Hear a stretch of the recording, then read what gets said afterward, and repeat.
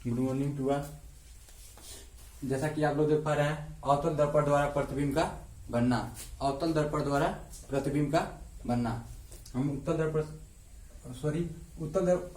द्वारा प्रतिबिंब का बनना हम पढ़ा दिए पिछले वाले वीडियो में। उत्तल दर्पण द्वारा प्रतिबिंब का बनना, formation of image by convex mirror. Formation of image by convex mirror. तो उत्तल दर्पण द्वारा प्रतिबिंब का बनना, तो उत्तल दर्पण में वस्तु कहीं भी रहे, वस्तु का प्रतिबिंब सीधा आभासी या वस्तु से बहुत छोटा बनता है। दिखा दे रहे हैं।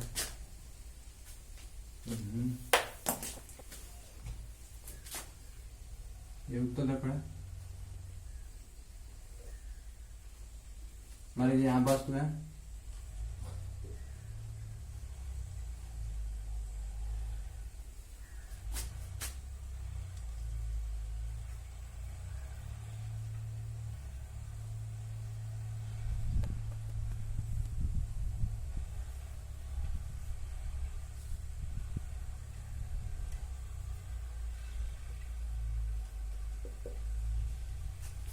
उत्तल दर्पण में फोकस होता है इधर और सी भी इधर होता है। उसके बाद देखिए, इसमें दो नियम का प्रयोग करके प्रतिबिंब बनाया जाता है किरण रेखा द्वारा।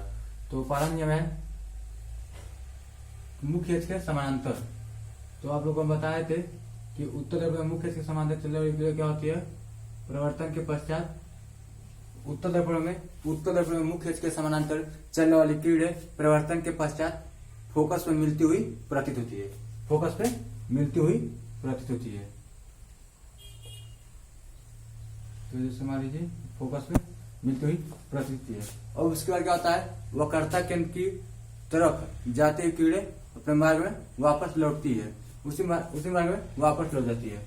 जैसे मान लीजिए ये वक्रता केंद्र है, ये किरण क्या होगा?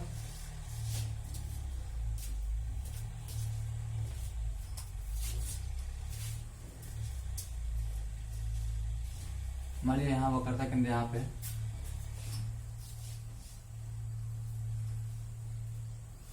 तो देखिए कहाँ कट रहा है? बस यहाँ कट रहा है, यहाँ पे कट रहा है ना। यहाँ पे दोनों किरण कहाँ मिले? इस पॉइंट पे यहाँ मिलेगी, वहीं बस का प्रतिबिंब बनेगा।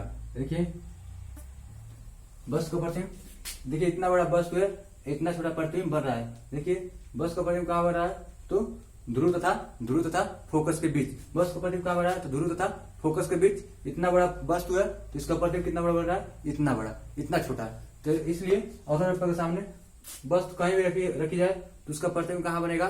तो ध्रुव तथा फोकस के बीच, ध्रुव तथा फोकस के बीच। उसके बाद वस्तु का प्रतिबिंब बहुत छोटा बनेगा, सीधा बनेगा, आभासी बनेगा। एक चीज और, अगर वस्तु अवतल दर्पण के सामने यदि वस्तु अनंत पर हो, जैसे अवतल दर्पण के सामने वस्तु अनंत पे हो,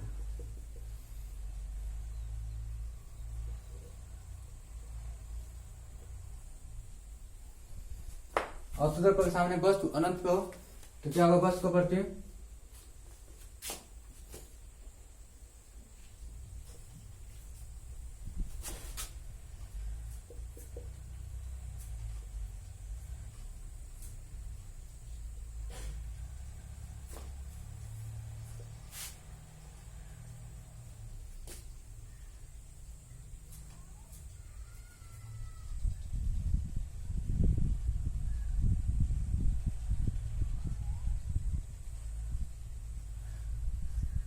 देखिए जब क्या होगा? अवतल में जब अवतल दर्पण के सामने वस्तु जब अनंत पे होगा, जब वस्तु अनंत पे होगा तो वस्तु का प्रतिबिंब कहाँ बनेगा? देखिए तो जब अवतल दर्पण में उत्तल दर्पण में जब उत्तल में वस्तु क्या होगा?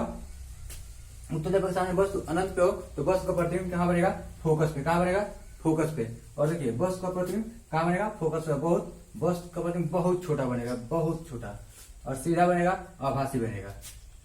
तो इस टॉपिक को आप लोग याद किए रहिएगा। इसमें सीधे सीधे इस क्वेश्चन को बहुत अच्छा क्वेश्चन बनाता है।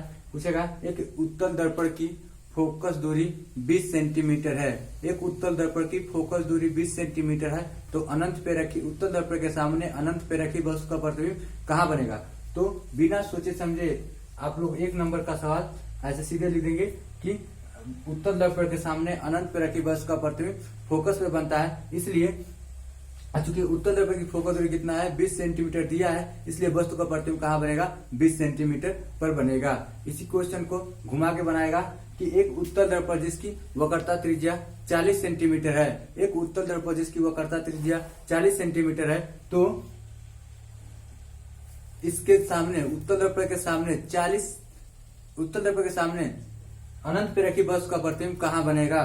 तो देखिए हम लोग आप लोग को पिछले वाले वीडियो में पढ़ाए हैं कि वक्रता त्रिज्या तथा फोकस दूरी में संबंध। तो क्या होता है, वक्रता त्रिज्या फोकस दूरी की दुगुनी होती है, अर्थात वक्रता त्रिज्या दिया हो तो हम फोकस दूरी निकाल सकते हैं। वक्रता त्रिज्या दिया हो तो हम लोग फोकस दूरी को निकाल सकते हैं। तो फोकस दूरी क्या होगा, वक्रता त्रिज्या क्या होता है, वक्रता त्रिज्या यह बराबर क्या होता है, फोकस दूरी यह बराबर वक्रता त्रिज्या का आधा। तो यहाँ कहेगा इस क्वेश्चन में कहा एक उत्तल दर्पण जिसकी वक्रता त्रिज्या क्या है 40 सेंटीमीटर है, तो वक्रता त्रिज्या 40 सेंटीमीटर है, इसलिए क्या आ जाएगा फोकस दूरी कितना हो जाएगा, तो 40/2 अर्थात फोकस दूरी कितना आ जाएगा 20 सेंटीमीटर। कह रहा है उत्तल दर्पण के सामने अनंत दूरी पर रखी वस्तु का प्रतिबिंब कहाँ बनेगा जिसकी वक्रता त्रिज्या कितना हो 40 सेंटीमीटर। तो फोकस दूरी हम सीधे सीधे जानते हैं कि उत्तल दर्पण के सामने अनंत पर रखी वस्तु का प्रतिबिंब कहाँ बनता है, तो फोकस बनता है। तो फोकस दूरी कितना होगा, यहाँ से यहाँ तक 40, यहाँ जब वक्रता त्रिज्या 40 सेंटीमीटर तो फोकस दूरी कितना होगी 20 सेंटीमीटर। तो उत्तल दर्पण से 20 सेंटीमीटर की दूरी पर बनेगा। दोस्तों नेक्स्ट हेडिंग है दूरियां नापने की निर्देशांक ज्यामिति की चिन्ह परिपाटी। दूरियां नापने की निर्देशांक ज्यामिति की चिन्ह परिपाटी। Coordinate geometry sign convention of measuring distances.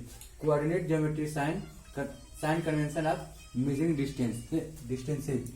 देखिए इससे क्या होता है, तो सर्वप्रथम आप लोग को ये जानना है कि इसमें सभी दूरियां क्या होती है, तो ध्रुव से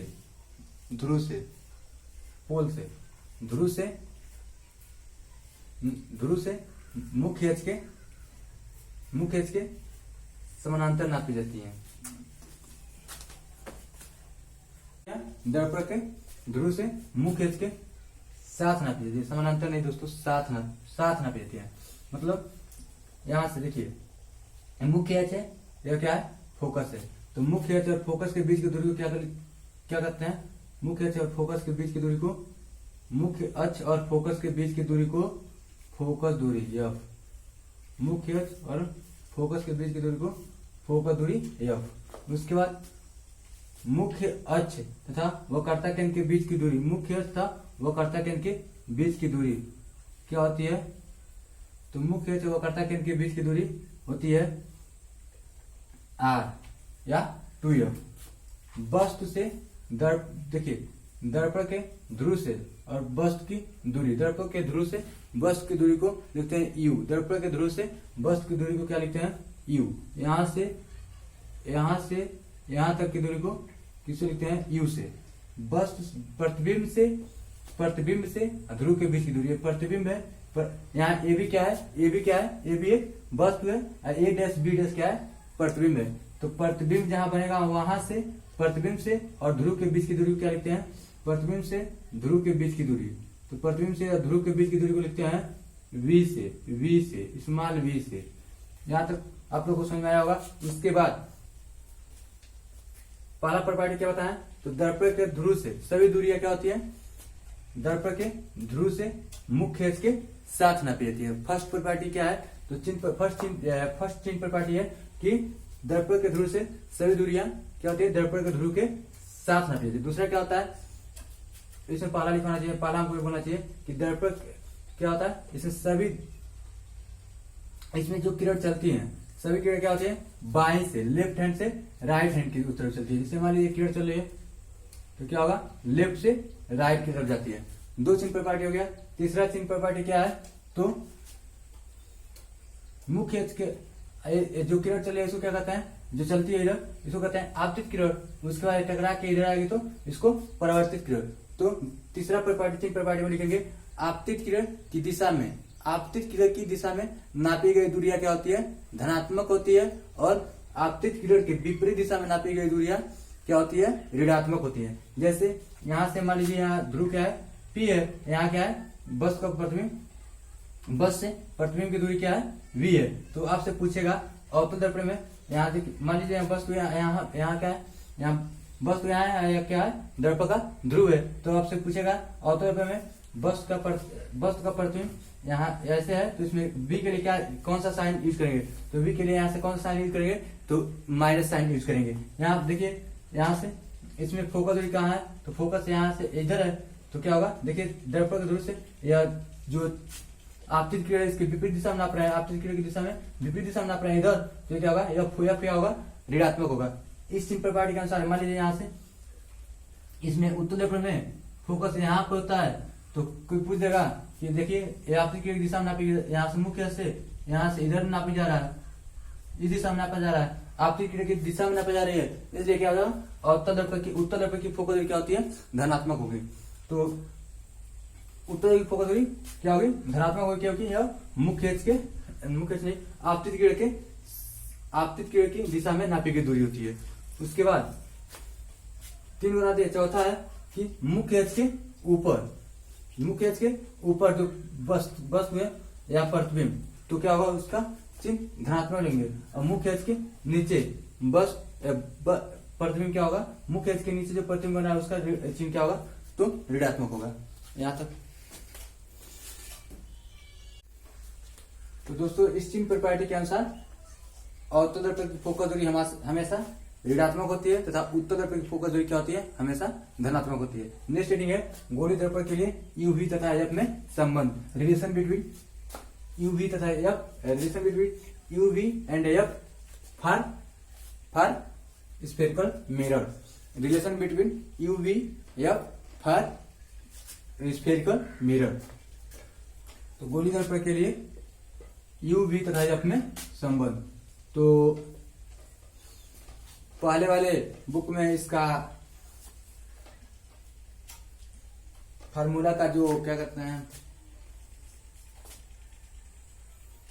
फार्मूला का पहले वाले बुक में सूत्र का निगमन करने के लिए आता था, लेकिन अब यह सूत्र का निगमन कोर्स से हटा दिया गया, तो केवल यूवी तथा एफ में संबंध देख लिया जाए। इसको याद कर लीजिएगा, एक नंबर या 2 नंबर में इसको पूछेगा, 1/f equal to 1/v plus 1/u। तो पूछेगा गोलीय दर्पण के लिए यूवी तथा एफ में संबंध लिखिए, तो 1 नंबर में या 2 नंबर में इसको पूछेगा, तो 1/f equal to 1/v plus 1/u, जहां f क्या है, फोकस दूरी है, v क्या है, बस से दर्पण के ध्रुव से प्रतिबिंब की दूरी है, u क्या है, तो दर्पण के ध्रुव से वस्तु की दूरी है। और फोकस दूरी तथा वक्रता त्रिज्या में संबंध हम कई बार बता चुके हैं। उसके बाद इसी बात को कहेगा गोलीय दर्पण के लिए सूत्र लिखिए, गोलीय दर्पण के लिए सूत्र लिखिए, तभी 1/f equal to 1/v plus 1/u। इसी को कहेगा अवतल दर्पण के लिए सूत्र लिखिए, तो 1/f equal to 1/v plus 1/u। इसी बात को कहेगा उत्तल दर्पण के लिए सूत्र लिखिए, तो 1/f equal to 1/v plus 1/u। ऐसे आप लोग लिख सकते हैं। नेक्स्ट हेडिंग रेखीय आवर्धन, लाइनियर मैग्निफिकेशन, रेखीय आवर्धन लाइनियर मैग्निफिकेशन।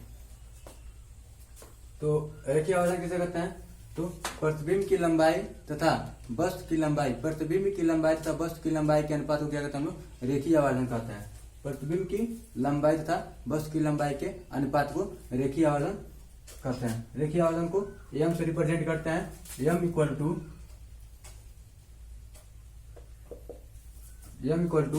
प्रतिबिंब की लंबाई प्रति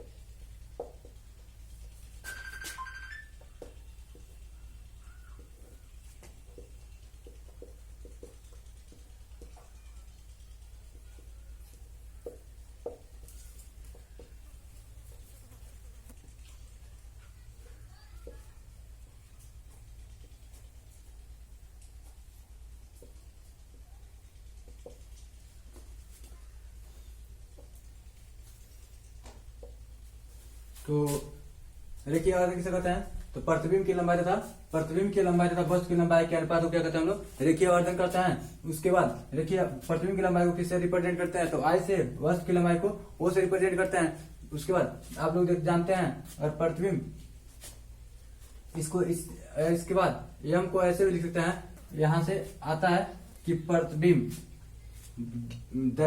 दर्पण के ध्रुव से प्रतिबिंब की दूरी, इसकी जगह पर दर्पण के ध्रुव से प्रतिबिंब की दूरी, दर्पण के ध्रुव से प्रतिबिंब की दूरी किसे लिखते हैं? v से। उसके बाद वस्तु की, दर्पण के ध्रुव से वस्तु की दूरी, दर्पण के ध्रुव से वस्तु की दूरी।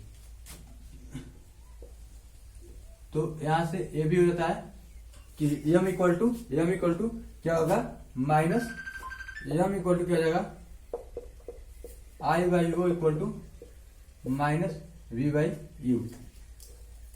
तो इस फार्मूले को आप लोग तैयार कर लीजिएगा। नेक्स्ट अगले वीडियो में देखा जाएगा। यहीं तक अपना वीडियो हम समाप्त कर रहे हैं। थैंक्स।